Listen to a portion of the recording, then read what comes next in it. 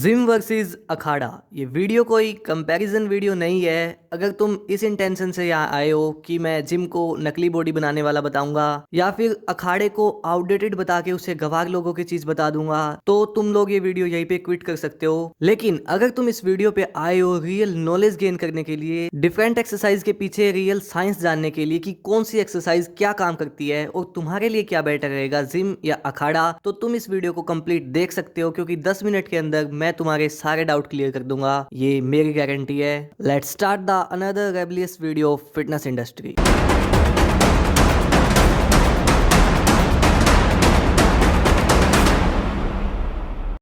तो जो हमारा सबसे पहला कंपैरिजन है वो है जिम की बेंच प्रेस और अखाड़े की डंड के बीच। अब दोनों के अपने अपने फायदे हैं, अपने अपने नुकसान, पर तुम्हारे लिए क्या बेटर है वो तुम समझो। सबसे पहले बात करते हैं बेंच प्रेस की। बेंच प्रेस जिम की सबसे पॉपुलर एक्सरसाइज है। हर जिम गोअर की ये फेवरेट एक्सरसाइज होती है, और हो भी क्यों ना, इसके फायदे जो इतने सारे हैं, जैसे कि इसमें चेस्ट को स्ट्रॉन्ग स्टिमुलस प्रोवाइड होता है, प्रोग्रेसिव ओवरलोड करना कंपेरेटिवली इजी है, और गोल अगर एक बल्कि फिजिक को अचीव करना है तो बेंच प्रेस एक बेटर ऑप्शन हो सकता है। लेकिन अब यहाँ पे साइंस भी समझना जरूरी है, वरना तुम कुएं के वो मेंढक बन जाओगे जो बस अपनी दुनिया में खुश है। तो बेंच प्रेस में जब आप बेंच मारने के लिए लेटते हो तो आपके शोल्डर ब्लेड फिक्स्ड हो जाते हैं, और रियल लाइफ में जब भी आपको कोई पुश मूवमेंट करनी होती है तो वहां पे आपके शोल्डर ब्लेड्स मूव करते हैं, और यहाँ पे क्या हो रहा है, शोल्डर ब्लेड्स लॉक हो जा रहे हैं। मतलब आपकी चेस्ट तो स्ट्रॉन्ग होगी, पर जो रियल लाइफ पुश स्ट्रेंथ है वो कंपेरेटिवली उतनी नहीं डेवलप होगी। अब आते हैं डंड पे। डंड एक पुशअप नहीं है, ये एक मूविंग पुश सिस्टम है। इसमें चेस्ट भी काम करती है, आपकी कोर भी एक्टिवेट होती है, शोल्डर का नेचुरल रिदम चलता है, और सांस भी कोऑर्डिनेट होती है। एंड साइंस बोलती है कि जॉइंट्स के लिए क्लोज्ड काइनेटिक एक्सरसाइजेज ज्यादा बेटर होती हैं। डंड मारते हुए शोल्डर घूमता भी है और कंट्रोल भी होता है। हाँ, अगर सच बताऊं तो इसमें आपकी ईगो तो सेटिस्फाई नहीं होगी, आपको वो मिरर में दिखने वाला इंस्टेंट पंप डंड से नहीं मिल सकता, पर इससे आपकी बॉडी स्टेबल बनती है और आपके अंदर वो रियल पावर डेवलप होती है जो रियल लाइफ में आप यूज कर सकते हो, ना कि बस एक लीनियर मोमेंट में। तो डिसीजन सिंपल है, अगर चेस्ट का एस्थेटिक साइज चाहिए, बेंच प्रेस का कोई मुकाबला नहीं, पर अगर आपको चाहिए रियल पुशिंग स्ट्रेंथ, वो भी हेल्दी जॉइंट्स के साथ, एंडोरेंस के साथ, तो आप बेझिझक डंड के साथ जा सकते हैं। Let's move on to round 2।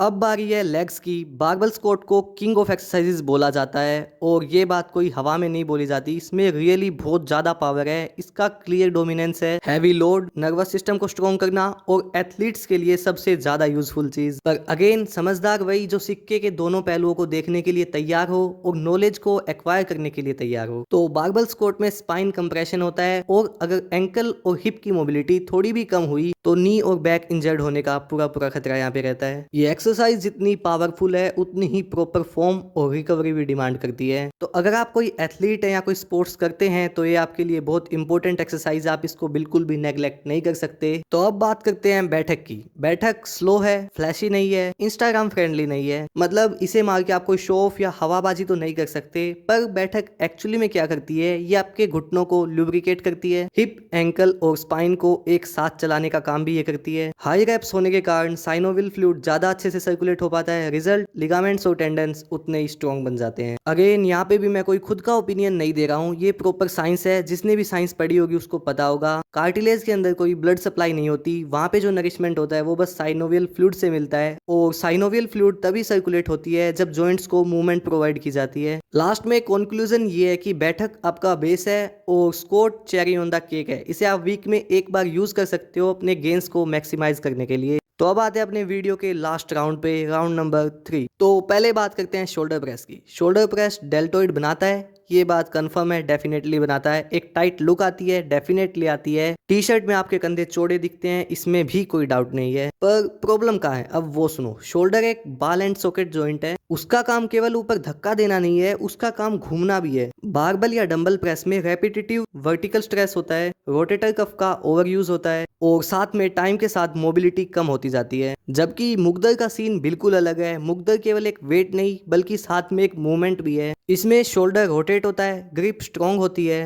और साथ में अपर बैक और आपके कोर भी इसमें इंगेज होती है। जहां बारबल या डंबल प्रेस बस वेट को उठाना सिखाते हैं, वहीं पे मुग्दर उसको उठाने के साथ साथ उसको कंट्रोल करना भी सिखाता है। लास्ट में इतना ही कहूंगा, अगर सिर्फ शोल्डर साइज चाहिए गो विद डंबल प्रेस, पर अगर चाहिए strong durable mobile shoulder, mugdar always have one sided win. अब आता है पूरी वीडियो का कंक्लूजन, तो ध्यान से सुनना। जिम सिर्फ मसल्स को ट्रेन करता है, जबकि ट्रेडिशनल वर्कआउट पूरे इंसान को ट्रेन करता है। इस वीडियो का मतलब ये बिल्कुल भी नहीं है कि जिम बेकार है, बल्कि जिम सिर्फ एक टूल है और अखाड़ा एक सिस्टम है। गलती तब होती है जब हम सिस्टम को एक टूल के साथ रिप्लेस कर देते हैं। स्ट्रॉन्ग दिखना आसान है, पर असली में स्ट्रॉन्ग होना मुश्किल है। असली फिटनेस वो नहीं जो आपको केवल आज फिट रखे, बल्कि आज से 20 साल बाद भी आपको उतना ही फिट रखे, उसे रियल फिटनेस कहा जाता है। बाकी अगर तुम्हारे दिमाग में अभी भी कंफ्यूजन रह गया है कि जिम करूं या ट्रेडिशनल वर्कआउट करूं या फिर इनको कंबाइन करूं, तो यहाँ स्क्रीन पे ये वीडियो आ रही होगी, एक बार ये देख लो। इसमें मैंने पूरा अच्छे से साइंटिफिक एंगल से एक्सप्लेन किया कि किसके लिए क्या बेटर है, जिम या अखाड़ा।